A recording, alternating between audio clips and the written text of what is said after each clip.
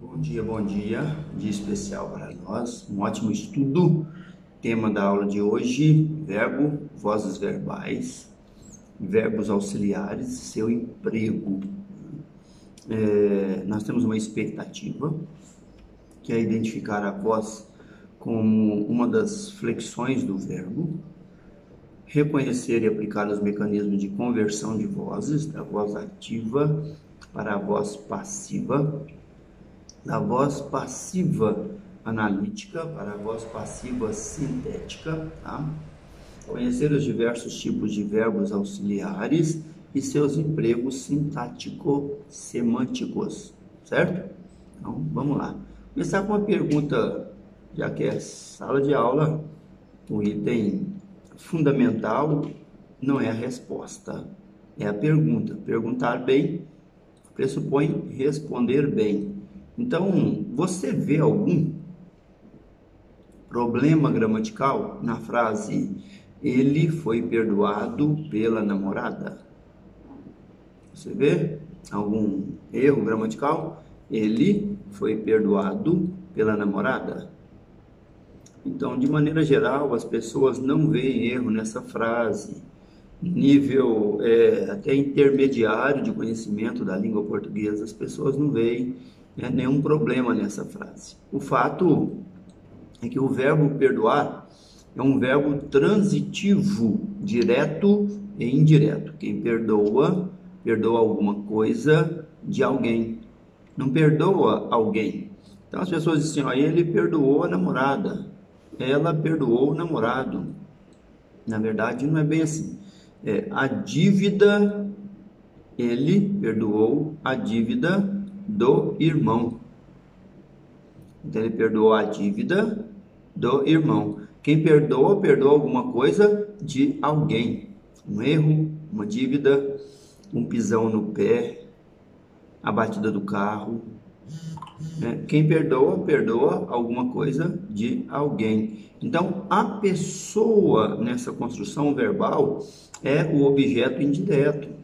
Então, por que eu estou dizendo que tem um erro nessa frase? Um erro gramatical grave em questão de estrutura e em formação, em transmutação, mudança da voz ativa para a voz passiva. Por exemplo, ele foi perdoado pela namorada significa que o sujeito era namorada na voz ativa.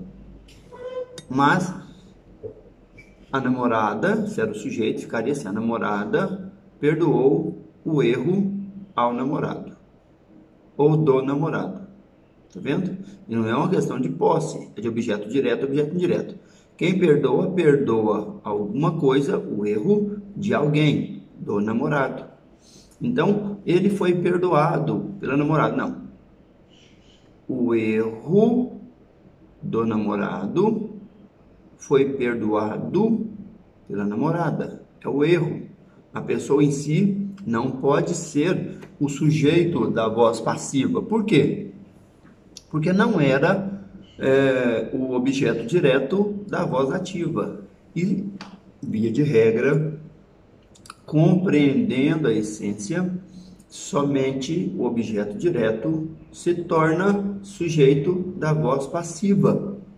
Ok? Então, o verbo perdoar nos prega essa peça. Se a gente não tiver muita atenção com a estrutura e formação das vozes verbais, a gente se prega uma peça, por falta de conhecimento prático, de um elemento teórico da língua portuguesa. Somente verbos transitivos direto, pode ser direto e indireto, passa para a voz passiva, mas o sujeito da voz passiva é o objeto direto da voz ativa, beleza?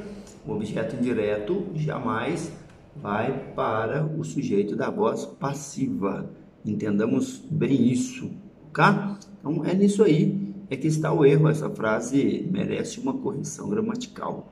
Como é que ela ficaria, professor André? Então, eu disse: o erro do namorado foi perdoado pela namorada. O que foi perdoado? O erro. Não é a pessoa. é o que a pessoa fez, ok? Então, vamos lá. Voz verbal, nós sabemos que tem uma relação, né, de atividade, de passividade, de reflexidade, né, reflexividade, tá? É bom lembrar disso, né, de reflexibilidade também, né? Então, quando eu saio de uma voz ativa, que é aquilo que eu posso executar para o outro, o sujeito executa para o outro, voz ativa. O verbo indica que o sujeito pratica a ação do verbo. Agora, quando a ação do verbo é praticada pelo agente da passiva, então o erro do namorado foi perdoado pela namorada. Pela namorada é o agente da passiva. Ela que executa foi perdoado pela namorada. Então, quando a estrutura verbal indica que o sujeito sofre a ação, então nós estamos falando de voz passiva. Há também voz reflexiva e uma reflexiva recíproca. Como é que é reflexiva? Ele se pagou um café. Você pode pagar para o outro, mas pagou para ele mesmo. Quem paga um café para o outro, vamos dizer assim, a voz verbal ativa, né? Quando paga para si mesmo é reflexiva, ele pratica e recebe a ação, ok? Reflexiva. E como é recíproca? Quando o sujeito está no plural e uma ação verbal indicada faz parecer que as duas pessoas envolvidas praticam e recebem a ação ao mesmo tempo, reciprocamente. Então, eles se pagaram um café, ok? Eles se abraçaram. Ele abraça o outro e o outro abraça ele. Tá vendo? Isso é o recíproco. Então, nós vamos estar falando da estrutura e da condição de realização dessas frases em nossa língua portuguesa. Então, a primeira voz, a voz mais simples de alternar e para a gente entender, é da voz ativa para a voz passiva. Nós vamos trabalhar esse conteúdo para entender melhor esse detalhe. Veja bem esse item aqui.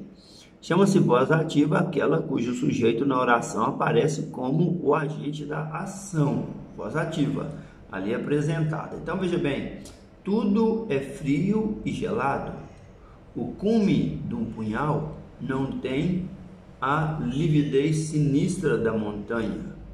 Quando a noite a inunda do manto sem igual, de neve branca e fria, onde o luar se banha. É Vulcões, é da Flor Bela Espanca, né? Uma freira portuguesa, né? Que é literatura portuguesa, Portugal mesmo, né? Não é brasileira. Que fala, né, tudo é frio e gelado. E ela faz uma comparação entre o cume, né, de um punhal e o cume da montanha, né? Nesse exemplo encontra-se voz ativa em 3 das 4 orações cujo sujeito é, pela ordem, o cume de um punhal, a noite e o luar. Então, 3. O cume de um punhal não tem lividez sinistra da montanha. A noite a inunda do manto sem igual. De neve branca e fria, onde, olha lá, o luar se banha. Então, se banha é o luar banhando ele mesmo, né? Tem uma espécie aí, é uma voz ativa, mas representa para nós o luar banha, né? É uma voz ativa, mas esse terceiro verbo representa para nós uma ideia de reflexividade, tá certo? Então, veja bem, quanto à oração do verbo ser, tudo é frio e gelado. Não há que se falar em voz. Por quê? Porque o estado do verbo não é ativo, é um estado e nem passivo, né? O verbo está indicando um estado e não uma ação. Então, quando nós falamos de voz, O verbo indica que o sujeito pratica a ação é ativa. O verbo indica que o sujeito sofre a ação é passiva. O verbo indica que a ação é sofrida, então aí eu tenho a particularidade do ser. É por isso que eu tenho a recíproca e a reflexiva e a recíproca, ok? Isso aí precisa ficar claro para a gente. Ele é um verbo de ligação, não indica estado, tá? Então vamos para a voz passiva. Olha que item interessantíssimo. Chama de voz passiva aquela em que o sujeito da oração é o que recebe ou sofre a ação verbal, tá? Ação praticada, por isso denominado sujeito paciente. Então veja lá, o pôr do sol era apreciado por um homem solitário. Então, era apreciado. Na voz ativa, um homem solitário aprecia o pôr do sol. É a imagem que nós temos aqui no capítulo, né, que nós estamos nos embasando para apresentar esse conteúdo. Então, o pôr do sol era apreciado, transformou-se em passiva por um homem solitário. Nesse caso, o pôr do sol sofre a ação verbal. Quem executa? O agente da passiva. Então, essa é a estrutura básica. No ativo é sujeito, verbo, objeto direto. No passivo é sujeito. Vamos colocar... Então, para ficar claro, o pôr do sol sofre a ação verbal de ser apreciado pelo homem. E vamos considerar que a expressão per mais o é pelo, per mais a, que é preposição mais artigo, é pela, né? E aí seus plurais, pelos e pelas, como preposição, tá? E que ele, no aspecto neutro, né, sem artigos, é por, em língua portuguesa, nosso atual português, ok? Como eu já disse, menos criterioso, agora mais criterioso, para poder ficar como referência da nossa aula, a língua portuguesa aceita duas vozes verbais, duas estruturas de vozes passiva, né? Na nossa língua portuguesa, que é a passiva analítica, que eu tenho um verbo de ligação e o verbo principal, tá? No particípio, comumente no particípio, e a voz passiva sintética, em que o verbo corre o curso comum da conjugação verbal, acompanhado da partícula ser, né? que indica, né, um agente da passiva, né, um termo, né, uma partícula apassivadora, que seria a expressão mais correta para a gente poder lembrar nesse momento. Observa aí com a gente.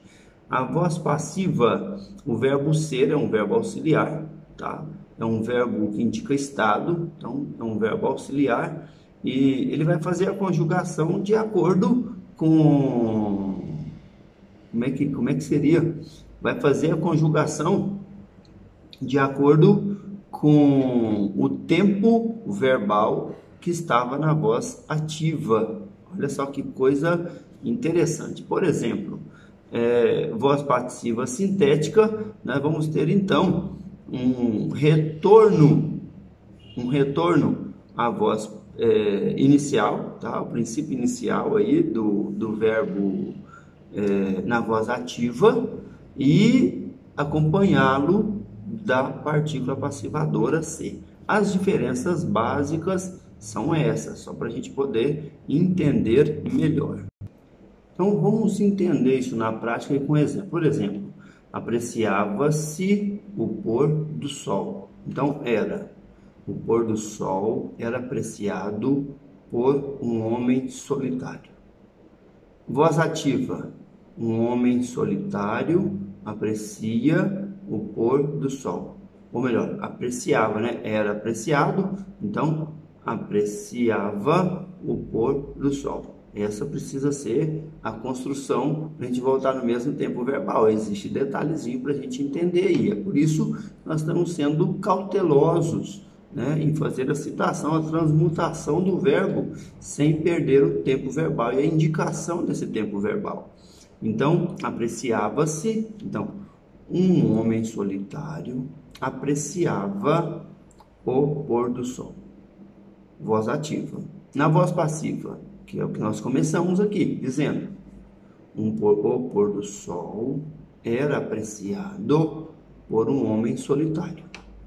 Voz passiva sintética, apreciava-se o pôr do sol. Então, o agente apassivador, a partícula passivadora é o se, né, que é fazendo um papel aí de agente da passiva dessa estrutura. Então, quem é o sujeito da oração? Apreciava-se o pôr do sol. O sujeito é o pôr do sol. Ok? O se é o agente apassivador, né, dessa estrutura sintética. Ok? Então, apreciavam-se os últimos movimentos do sol. Os últimos movimentos do sol é o sujeito. Apreciavam-se vai para o plural. Apreciavam-se, porque se eu fizer a mudança, os últimos movimentos do sol eram apreciados. Olha só que legal, hein? Eram apreciados. Não coloquei por quem, né? Mas tem um agente da passiva, por um homem solitário. Agente da passiva. Então, só para nós entendermos, volto para a ativa, com o plural do sujeito, né? Que agora vai para o objeto direto. O homem solitário apreciava os últimos movimentos do sol. Ok? Olha que brincadeira, que movimentação interessante nós fizemos, indo numa direção, pluralizando o sujeito da passiva e voltando para a voz ativa, né, de onde deriva, né, a passivação dessa voz. Ok? Se é que assim podemos nos referir, tá? Então, a voz passiva sintética no português moderno, diferentemente da analítica, não se constrói com a presença do agente da passiva, que fica indeterminado. A gente não sabe quem é ele, né? Mas sabemos que ele está ali pela partícula apassivadora, ok? As músicas eram escutadas pelos jovens, voz passiva analítica. Escutavam-se as músicas, voz passiva sintética. Então, a gente precisa considerar essas alterações aí, para a gente ter uma noção mais clara, né, do que é que nós estamos tratando. E aí, exemplos e mais exemplos, tá? Para a gente poder conduzir melhor. Professor André, em que situação eu uso intencionalmente a voz passiva? Quando eu quero dar foco na coisa que sofreu a ação. Isso é muito comum em manchetes.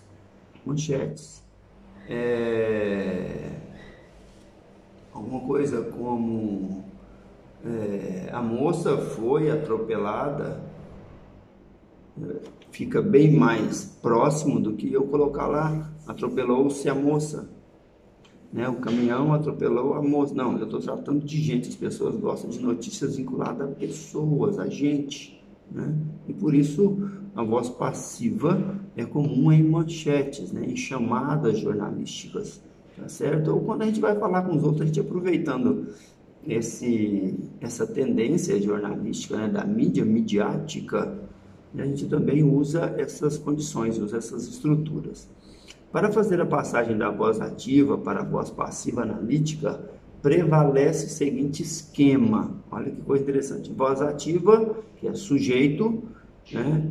Objeto direto. Voz passiva, objeto direto se transforma em sujeito. E o sujeito se transforma em agente da passiva. Tá certo?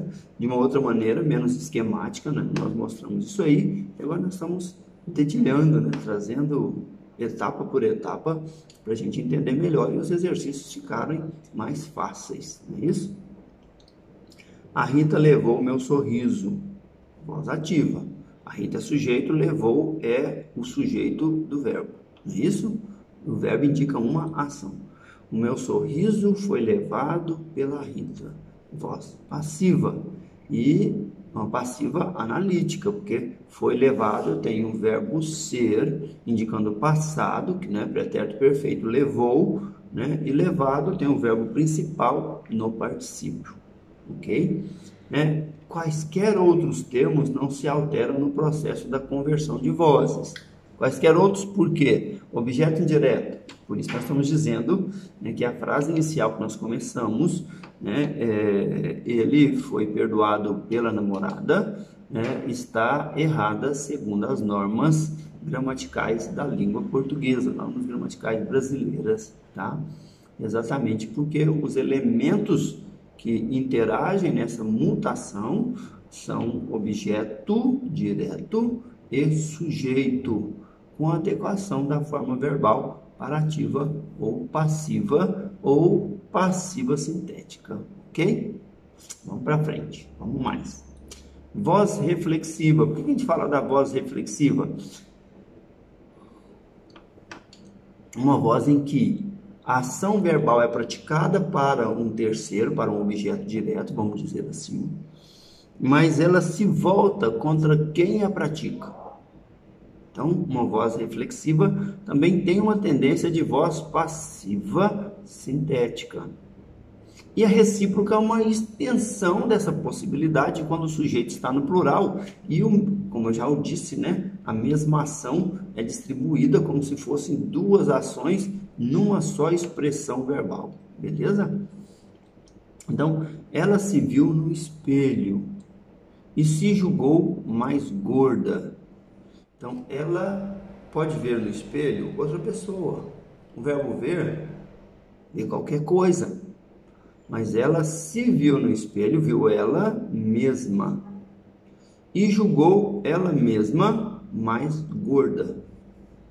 Ok? Então, tem aí duas reflexivas em que o próprio sujeito executa e sofre a mesma ação. O sujeito, ela, vê a si própria e julga a si própria, ou seja, pratica e sofre a ação verbal, né? Esse é o detalhe. Aí tem uma pergunta muito interessante logo abaixo que a gente vai responder com muito carinho. Os opostos se atraem. Então, essa é uma voz reflexiva que vai mais a fundo, né, com uma ideia de reciprocidade. Porque está no plural o sujeito e um atrai o outro e o outro atrai um. Ok? Então é recíproca. Então, matar-se e suicidar-se, a mesma coisa, mas nem tanto. Então, quando eu mato o outro também. Posso matar o outro e posso me matar. Se eu me matar, é suicídio. Mas suicidar-se não é uma voz reflexiva. Matar, se eu posso matar o outro e eu me mato, é uma voz reflexiva. Eu pratico e sofro a mesma ação verbal. Mas suicidar, eu não posso suicidar o outro. Porque sui é eu sou. Sida, a morte. Eu sou a minha morte. Ok? Então, a expressão suicida é uma estrutura em que exige uma ação para se materializar contra si mesmo. Ela já traz na sua expressão um aspecto semântico reflexivo. Porque só é possível se matando. Então, não se torna reflexivo na estrutura verbal, porque não tem como executar para terceiros. Interessante, né?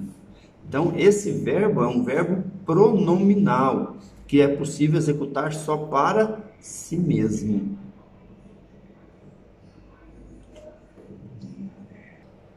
Nós vamos conduzindo para um finalmente da nossa conversa.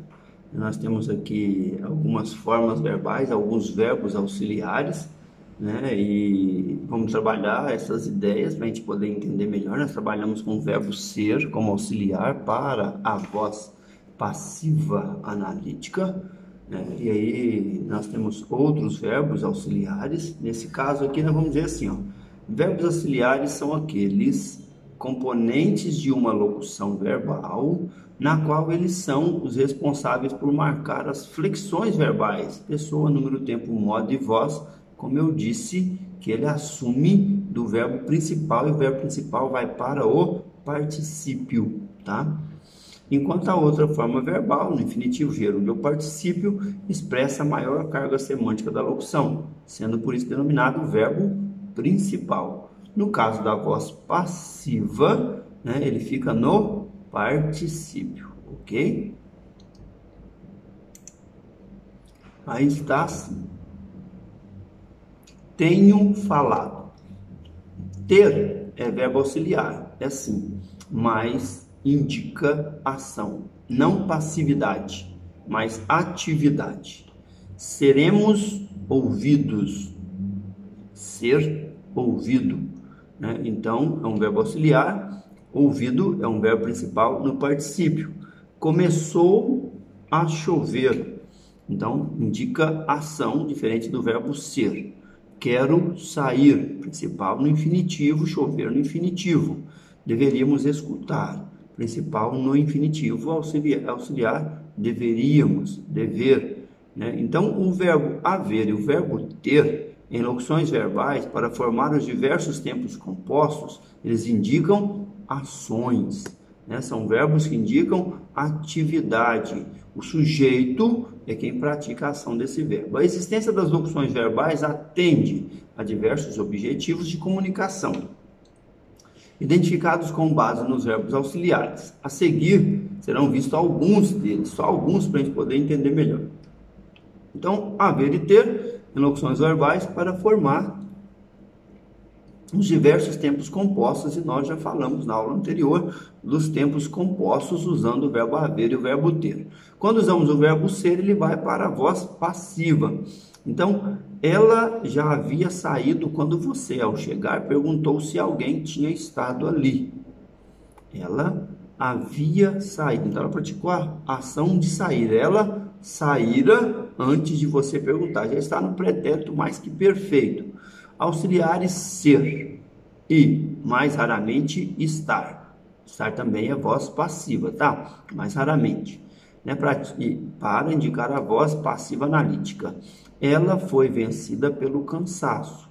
Os demais estavam dominados pela emoção.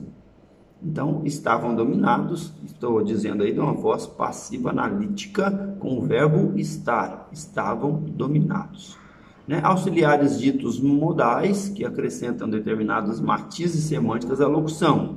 Eu queria ir ao cinema.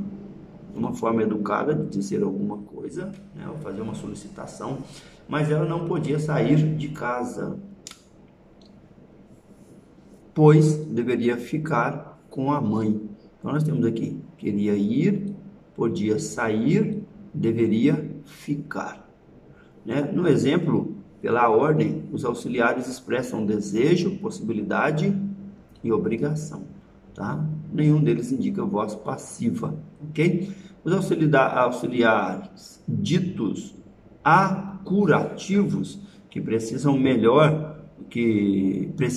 os momentos de um processo, início, continuidade, repetição, fim, etc. Por exemplo, começou a chover, início, no fim da tarde. Essa de Queiroz continua sendo, então aí continua, né? Continuidade. O mais lido dos romancistas portugueses no Brasil. Aquele político voltou a falar da seca nordestina. Voltou a falar. Então, ele fez uma repetição.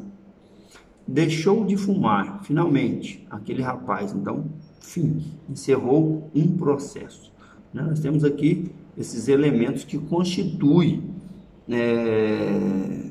um recurso a mais na formação das expressões, na formação verbal, na indicação do tempo, do modo e das pessoas envolvidas nesse processo. Isso caracteriza para a gente uma maneira de